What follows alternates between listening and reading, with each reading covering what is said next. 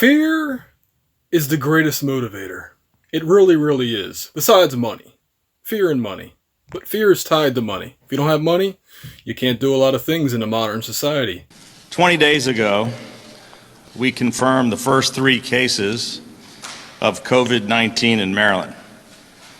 All 3 were passengers on an Egyptian Nile River cruise. I immediately issued a proclamation declaring a state of emergency. Which is exactly why Governor Hogan and the state police ignored me until all of a sudden his precious little ceremony was threatened, and he thought that I would, oh my goodness, I would actually hold a criminal accountable by, I wouldn't attempt to get close to the governor. I know that would be a mistake, but I would have stood up and shouted at the top of my lungs what I was going to shout out, which was, Larry Hogan is a criminal. Larry Hogan committed a crime, and I would call out the crime until I was dragged away. 14 days ago, the World Health Organization declared the coronavirus outbreak to be a global pandemic. Maryland had 9 confirmed cases of COVID-19. We immediately moved toward an all-appointment system at the Motor Vehicle Administration, and the Maryland Health Benefits Exchange established a special enrollment period specifically for the coronavirus. We restricted access to nursing homes and issued guidelines for all state veterans facilities. The other motivator I've realized is politicians don't come out of the woodwork until they fear losing their jobs. 13 days ago, we confirmed the first case of community transmission of COVID-19 in Maryland and immediately turned our focus from containment to mitigation. I directed the Maryland Emergency Management Agency to move to its highest activation level and enacted an executive order activating the National Guard. At my direction, all non-essential state employees began a mandatory period of telework. We restricted access to state buildings, including the State House, and issued an executive order prohibiting gatherings or events of more than 250 people. Which brings us to this week, and I guess at least another month, of what's going on. And that is, of course, our good friend, the CV. And yeah, once again, people are being motivated by fear. They panic bought a lot of toilet paper. We closed all senior activity centers, closed the cruise ship terminal at the Port of Baltimore.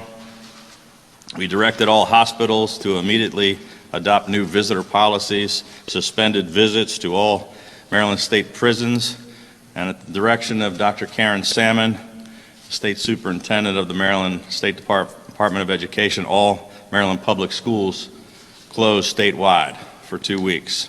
A lot of food, a lot of soap, hand sanitizer, all kinds of things. Why? Fear. Fear that they wouldn't be able to come out to the stores. Fear that all the stuff would be bought up. 9 days ago, our state had 37 confirmed cases of COVID-19. I enacted an executive order to shut down all bars and restaurants, movie theaters, and gyms across the state, prohibited any gatherings of more than 50 people, and activated 250 Maryland State Police troopers of the Maryland Field Force to help with enforcement. A lot of fear in general. And it works. People are scared. People are scared to catch the virus. People are scared that they're not going to have a lot of money. Or enough money, I should say. And I just saw that the federal government passed the bill finally, and they said, oh, everybody's going to get $1,200.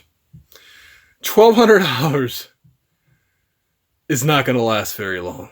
We also amended our previous executive order based on new CDC guidelines to prohibit events of more than 10 people in close proximity, and we closed all enclosed shopping malls and entertainment venues. I don't know who these Congress people are, but they make about $176,000 a year, which is, for my calculations, over $500 per day, Monday through Friday. So they make $1,200 in about 2.5 days, roundabout. They're not scared.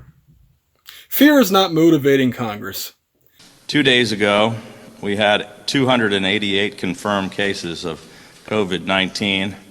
I enacted an executive order closing all non-essential businesses in the state, ramped up enforcement actions against crowds and gatherings, and rolled out a $175 million immediate relief package for Maryland workers and small businesses.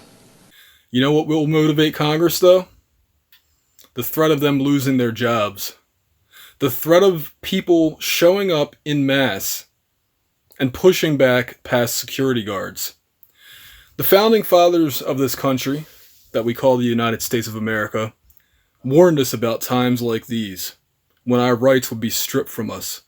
We've been taking swift, aggressive, and unprecedented actions in an effort to stop hundreds of thousands of people from becoming infected and to save the lives of thousands of Marylanders. In many states, people can't even come out of their houses unless they're getting food. Or money, I guess. And I feel like I'm one of the vocal minority here. And, you know, just this is going to have just huge economic impact for years, if not over a decade. And is it all worth it in the end? You know, I mean, I'm not saying that this illness is not real, not at all, but at the same time, should it absolutely devastate most Americans?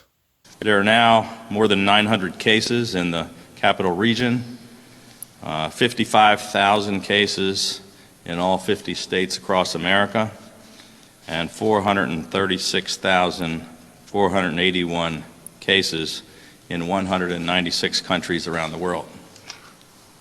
And the reality is that this crisis is really just beginning here in our state and across America.